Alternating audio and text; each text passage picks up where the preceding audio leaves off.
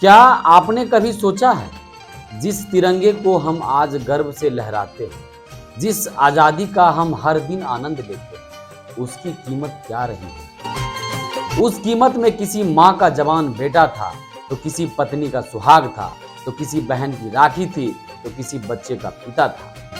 हजारों क्रांतिकारियों के शरीर गोलियों से छलनी हुए, लाखों लोगों ने जेल की काल कोठरियों में यातनाएं सही।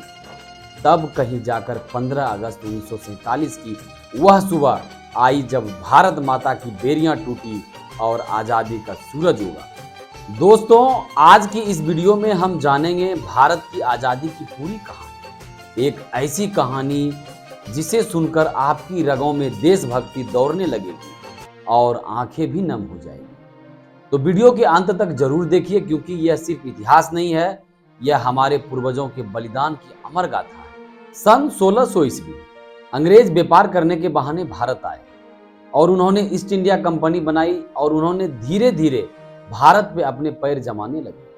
भारत उस समय सोने की चिड़िया कहलाता था। यहाँ की संपत्ति, यहाँ की संस्कृति और समृद्धि पूरी दुनिया में प्रसिद्ध थी। अंग्रेजों ने भारतीय राजाओं की आपसी फूट का फायदा उठाया और 1757 में प्लासी का युद्ध हुआ। इसके बाद 1764 में बक्सर का युद्ध हुआ। इन युद्धों ने अंग्रेजों को भारत का असली शासक बना दिया। अब भारतीयों पर अत्याचार शुरू हो गया।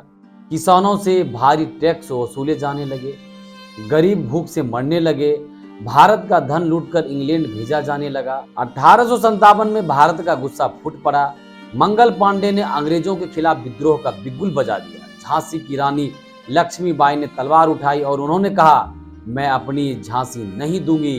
तात्या टोपे, नाना साहब, बेगम हजरत महल और हजारों वीरों ने अंग्रेजों से युद्ध किया। हालांकि यह क्रांति सफल नहीं हुई, लेकिन अंग्रेजों को समझ में आ गया कि भारत को हमेशा गुलाम बनकर अब नहीं रहना है और उन्हें गुलाम बनाकर नहीं रखा जा सकता है। वो साल था 1915 जब महात्मा गांधी भारत लौटे और उन्होंने सत्य और अहिंसा के मार्ग को चुना और उन्होंने भारतीयों को एकजुट किया।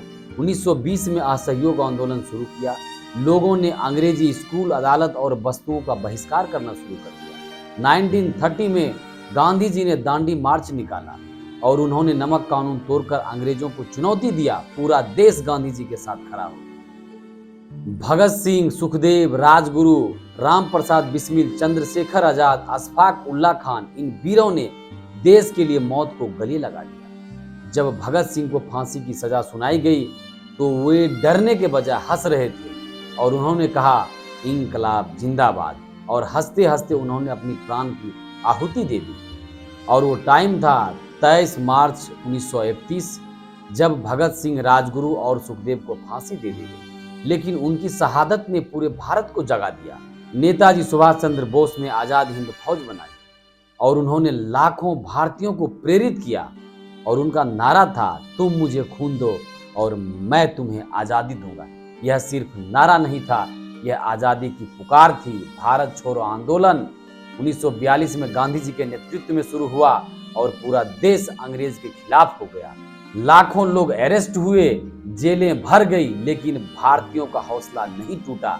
आजादी की ऐतिहासिक रात 14 अगस्त 1947 की वो रात, घड़ी में 12 बजने वाले थे, पूरी दुनिया सो रही थी, लेकिन भारत जाग रहा था।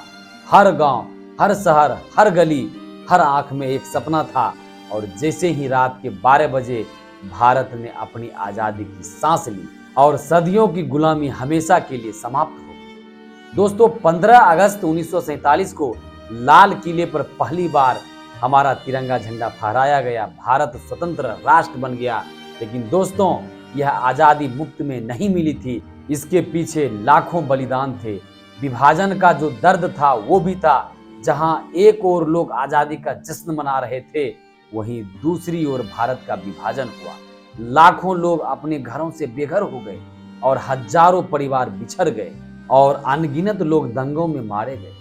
और आजादी के साथ साथ देश ने विभाजन का सबसे बड़ा दर्द भी झेला। दोस्तों, जब भी आप तिरंगे को हवा में लहराते देखें तो सिर्फ कपड़ों के 3 रंग मत देखिए, उसके केसरिया रंग में शहीद का बलिदान छुपा है उसके सफेद रंग में उनके सपने बसे हैं और उनके हरे रंग में भारत का भविष्य मुस्कुरा रहा है।